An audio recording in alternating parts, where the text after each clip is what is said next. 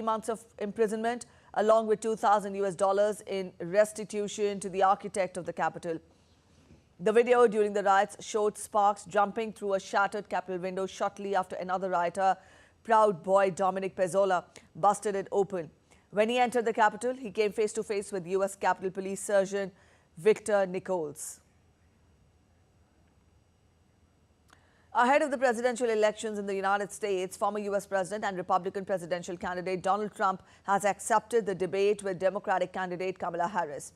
Sharing a post on social media platform Truth, Trump said an agreement has been reached to have closed microphones at the September 10th U.S. presidential debate with Democratic rival in Philadelphia.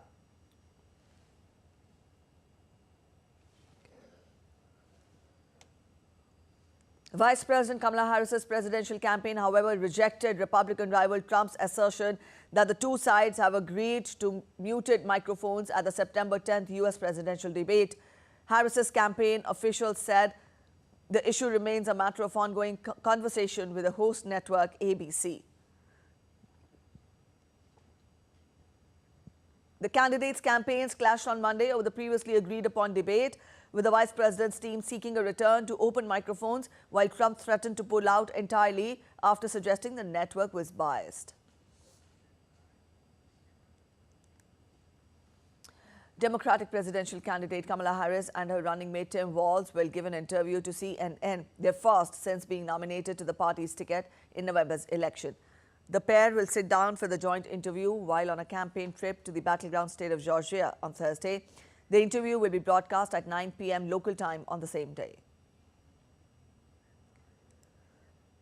All right, let's get to updates on Russia-Ukraine crisis. Now, as tensions between Russia and Ukraine continues, Ukrainian President Volodymyr Zelensky has said that his troops' incursion into Russia's Kursk region is part of a victory plan that he will present to U.S. President Joe Biden next month. Speaking at a forum on Tuesday, President Zelensky noted that the success of the plan would depend on President Biden and on whether the U.S. would give Kyiv what is in this plan or not, whether we will be free to use this plan or not, and I unquote.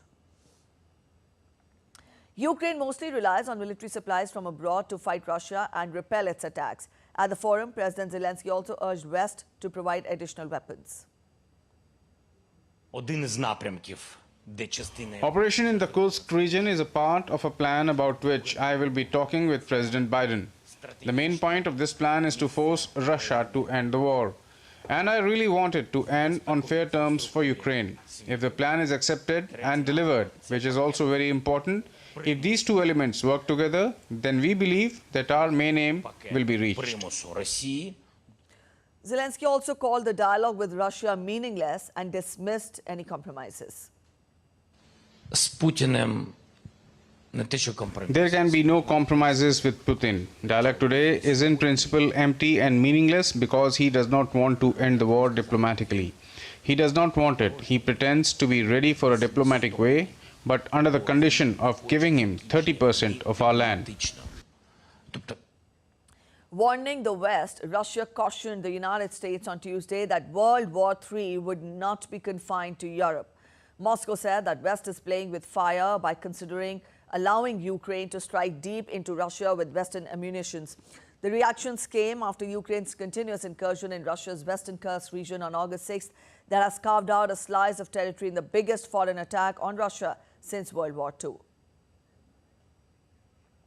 At least 6 people were killed in a Russian drone attack on Tuesday in Ukraine, a day after Moscow's biggest air attack on its neighbor.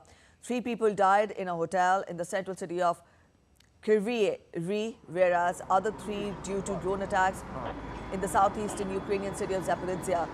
President Volodymyr Zelensky vowed to retaliate against Russia for the attacks. This follows Monday's strike, where over 200 Russian missiles and drones were launched at Ukraine. The attack received widespread international condemnation.